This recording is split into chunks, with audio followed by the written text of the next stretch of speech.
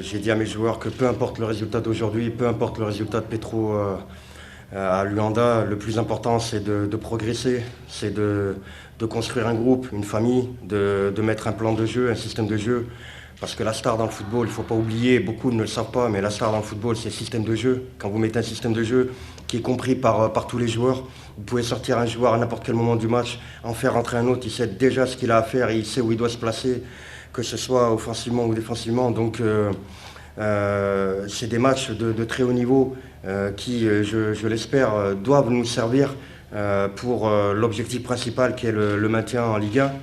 Et là aussi, ça va être encore une tâche très très compliquée. Mais il est hors de question de laisser la JSK en Ligue 2. Et en tout cas, en toute modestie, avec une grande humilité et surtout pas avec coach Hamdi, moi je ne vois pas la JSK descendre. C'est un travail acharné depuis un mois et demi, 2 mois avec les joueurs. Alors je vais le dire là, je vais le dire en conférence, beaucoup ont cru qu'on était parti en Turquie pour faire du tourisme. Hamdi, il ne part pas en Turquie pour faire du tourisme. Si je veux faire du tourisme, déjà, je pense qu'en Algérie, il y a assez de boutiques pour ça, pour en faire. Les joueurs, avant de partir en Turquie, on fait des bi-quotidiens. On n'a pas épargné les joueurs pour le travail, puisque, comme je l'ai dit hier, on avait beaucoup de choses à travailler sur le plan tactique, technique et physique et mental, les 4 composantes du football. Maintenant, on est passé par des bi-quotidiens pratiquement de 1 mois.